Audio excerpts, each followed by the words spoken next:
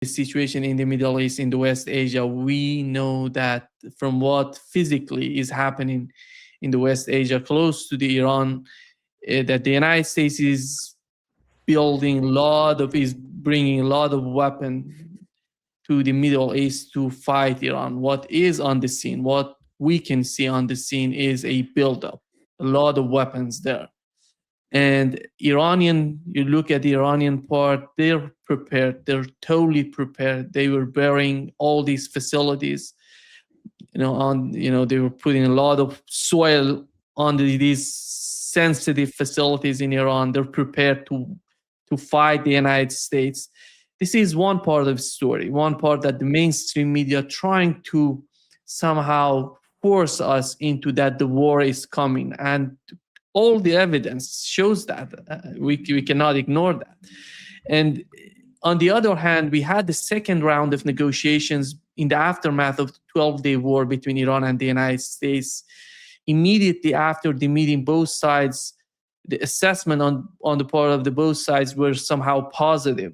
Then the United States said, no, we are not that much positive about the outcome of the second meeting, the second negotiation.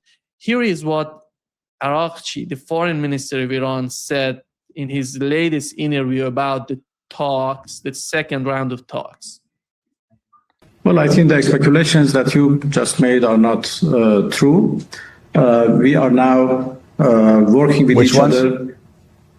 Both of them. We have not offered any suspension, and the U.S. side has not asked for zero enrichment. The question is... So let me stop you there. Let me stop you there because I'm just...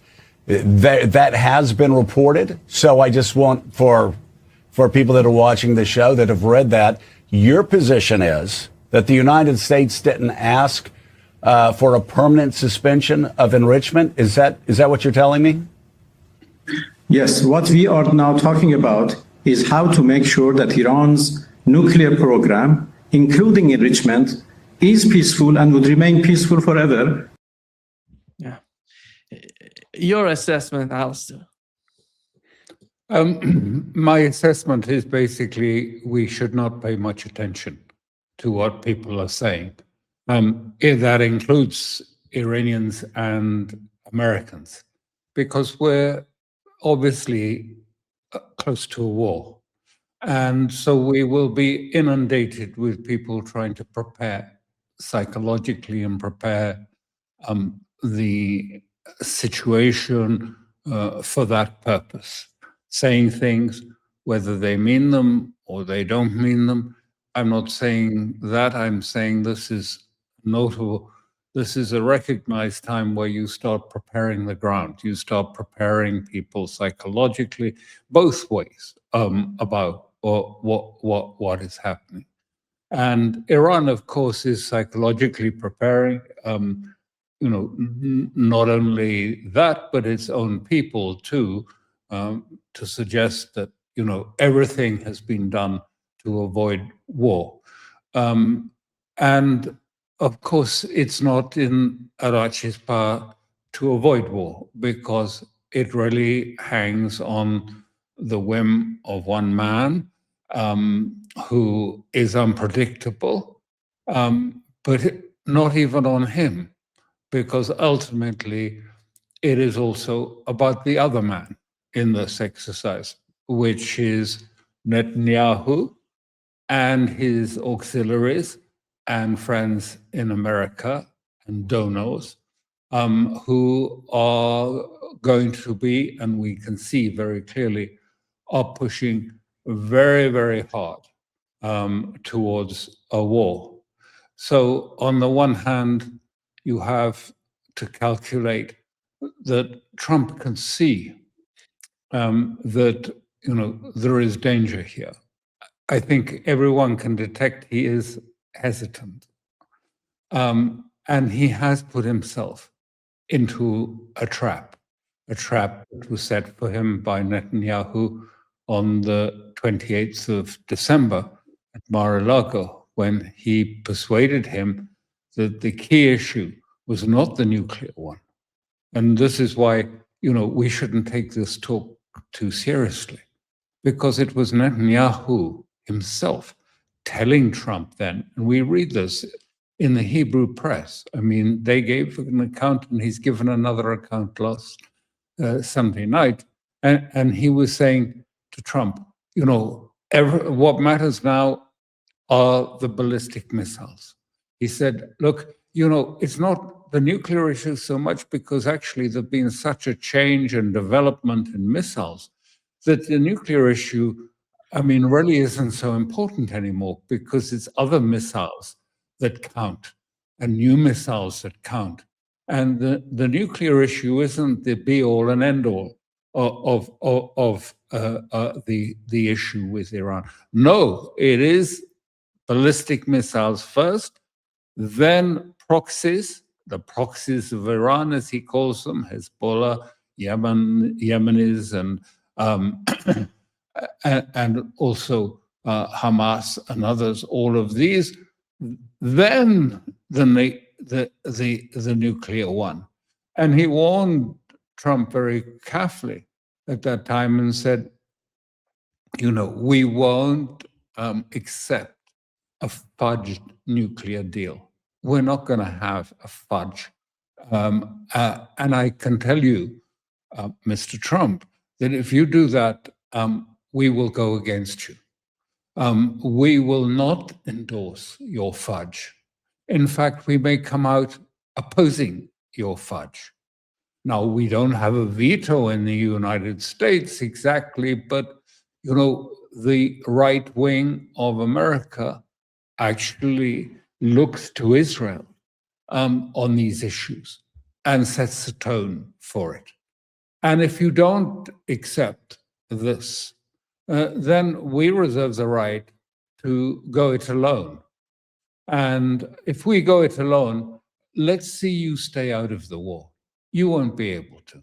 You'll be pulled into the war, but you'll be pulled in a disorganized way, not in a cooperative way, which would be what we need. And so he warned, and he said, look, you know, if you come up with a fudge, I will deny you the kosher certificate. They actually used this term, saying that, you know, it wouldn't have, if you like, Talmudic legitimacy. It would be, unacceptable, unclean, and we wouldn't support it.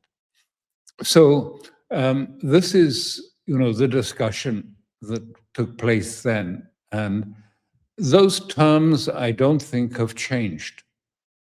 His 4 red lines, Israel's red lines. The first being missiles, the second proxies, the third zero enrichment, and the uprooting of all the infrastructure. And the fourth, Hamas. Hamas has to be, that's part of the Board of Peace. Hamas must be completely disarmed and de-radicalized in this process. So those are the 4 demands. And I think what you're seeing in these talks, first of all, I think Arashi was hinting at it, but he didn't actually say it. The reason that the Americans have not said, you have to stick to 0 or we're going to include the ballistic missiles, is these talks, even in these last events, were all about negotiating about negotiations. It wasn't actually starting negotiations. It was saying what could be in the talks, and for the Iranians to say what they wouldn't accept in the talks. And this is normal. I mean, the first thing you have to do is, set the framework, set the limits, and how you're going to handle the talks. And so, the negotiations haven't even begun. So we don't know what the American position is.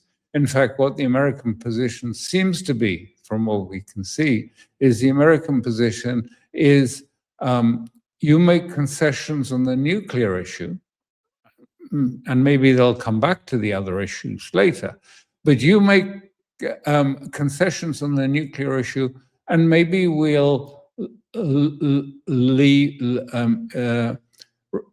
push back on the threat to you. We will alleviate the threat.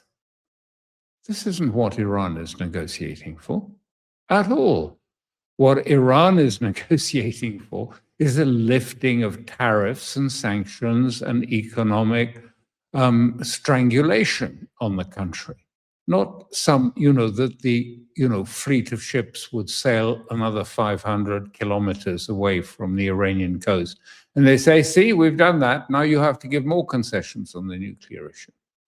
I don't know that that has been put in quite formal ways. Certainly Trump has hinted, well, more than hinted, said, they've got to give concessions and maybe then we will lift the threat.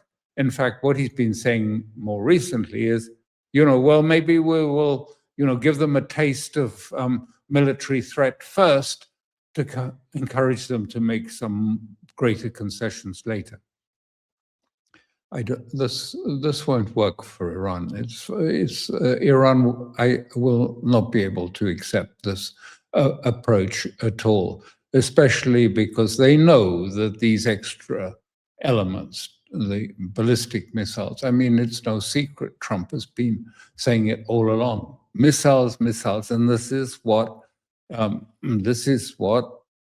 Netanyahu told him on the 20th. He said, it's not just that they are improving. It's not just that they're rebuilding their stocks of missiles. It is that they're creating a completely new paradigm of missiles, a new umbrella of missile things. This is new thinking, a new strategy, not just, building up the old one, going back to the old one. He said to them, and he said very clearly then, and he said, so it's something we cannot accept because the net effect of this missile structure that Iran is erecting over the whole of the country means that at a later date, if they were going to move towards a nuclear weapon, there's nothing we can do about it because the window would be shut. The umbrella would be in place. So, this is the other aspect. We keep talking about it as if, it's all sort of Trump whimsy, but it's there's another several layers to this. It is, if you like, finally going to be Trump's decision, which is in itself an extraordinary event. I mean, we're going back. I'm sitting not far from Rome, talking to you. I mean, we're going back to sort of the Roman emperors. This is entirely at the whims of an emperor. Is he? Will he? Won't he? And Netanyahu quietly in the background, giving him his instructions. I mean, it's an extraordinary thing. I mean, Congress doesn't debate it. There's very little discussion about it. As I said to you just as we were starting, I mean, it's almost as if nothing is about to happen or nothing is in process. It's just, people are sleepwalking on in Europe and America. Yes, they see that there is, lots of ships going to the Middle East, but that doesn't affect us, really. That's what they think. But of course, they may have a very big surprise coming to them, an unpleasant surprise coming to them by their sort of nonchalance towards what's happening. So that's, this is really the sort of essence of what, Trump is facing. And so he's facing really a dilemma. He is trying to, what he'd ideally wanted was to do, a quick operation into Iran.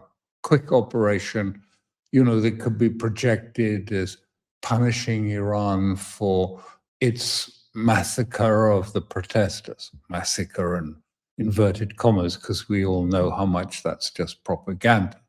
And the propaganda also is at full blast in Europe.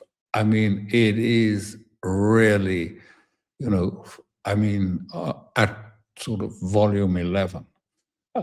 So, you read things in the Western newspapers about how Iran machine gunned the protesters down, and how thousands were killed, and it was a slaughter.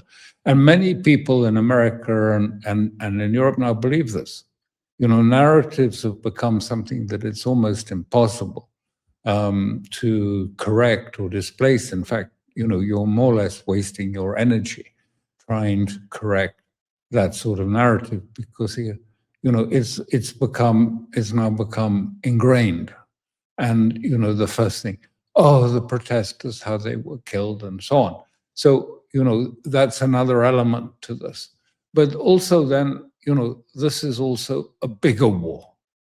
It's not just about Iran and its ballistic missiles. It's about Russia. It's about China. It's about BRICS. And it's about America's determination to dominate the energy field, to dominate, if you like, corridors, pathways, naval passages for vessels, and to, if you like, impose a siege, not only on Iran, but on Russia and on China, as they militarized many of the islands adjacent to China. And every day you see, of ships being seized. I mean, not even tankers. I think isn't it? The Danes have just seized an Iranian container ship because of problems in its registration. It had come from St. Petersburg or something. And so, I mean, this is a bigger war, and it's a war of, if you like, the power of Israel to determine, to set and dominate the future of West Asia, and the power of those in the West and in Russia and China to oppose, if you like, the complete domination of the West Asia by whatever way is possible. You've mentioned that the second round of negotiation was about defining the ground for negotiations between the two parties. And we know that, from what has happened in Syria, that Iran doesn't control Hamas, Hezbollah. They're not fully in charge of, each and every decisions on their part. And they're supporting them, but they're not running, the whole administration, the whole group, if you call them group, or some sort of, forces in, for example, in the case of Hamas. We know what we know from the Iranian part in the aftermath of October the 7th. Iranians said that 2 days or the day after the attack happened, Iran and the United States were supposed to negotiate, to talk.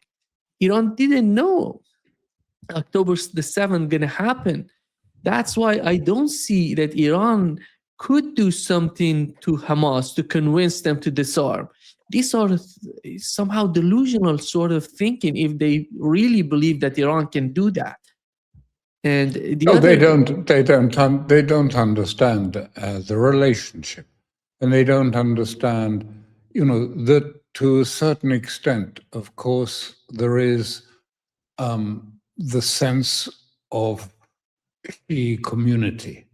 I mean, Hamas, of course, is not, but for the Yemenis, for Hezbollah, those are part of, and for the Iraqis particularly, they feel that it's not just Iran, but Shiism that is being threatened, as it has been over the centuries, as it has been eliminated. After all, Shiism of one sort or another dominated West Asia many centuries ago, and has been slowly, cut back and eroded. But even now, if you look at it, I mean, no one has the correct statistics on this because no one would want to get the statistics.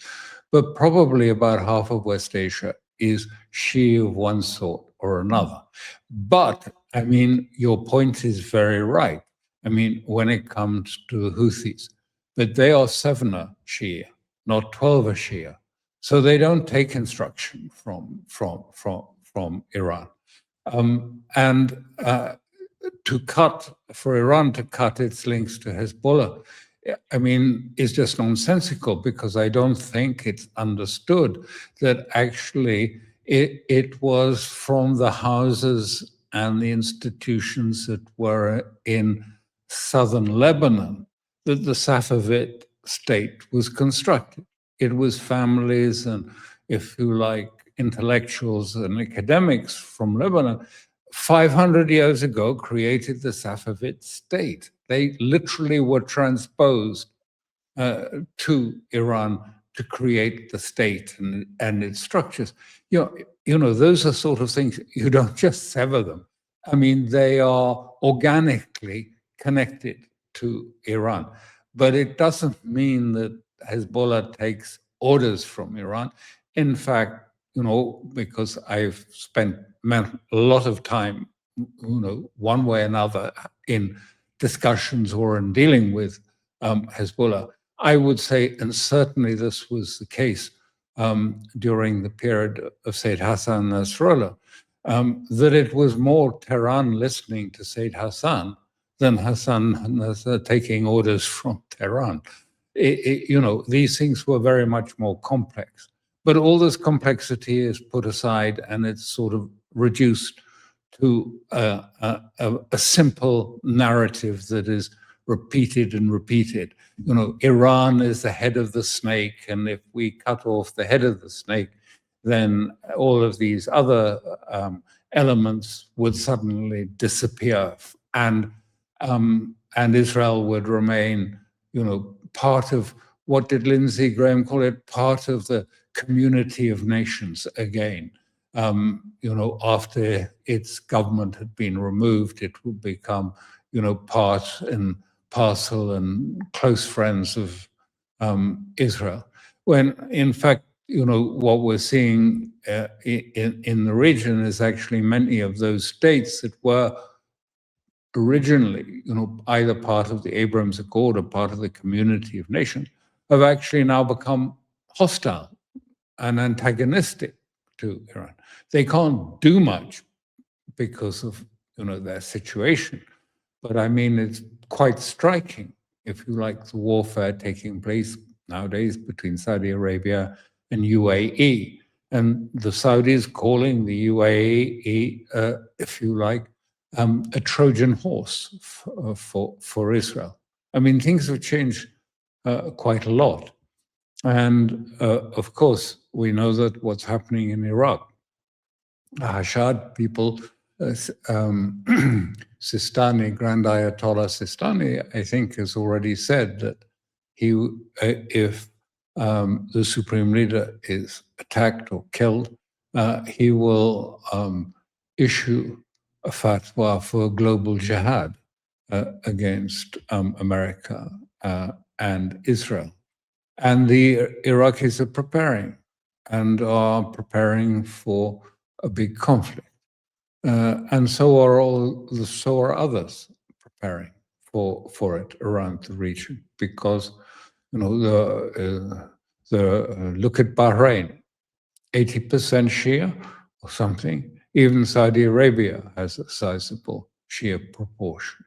So I mean, it is much more complicated, but everything is cut down to the sort of narrative. Cut the head off the snake, and everything will, be fine. Of course, this oversimplification serves, for propaganda purposes, but doesn't really serve for understanding the reality of what is taking place.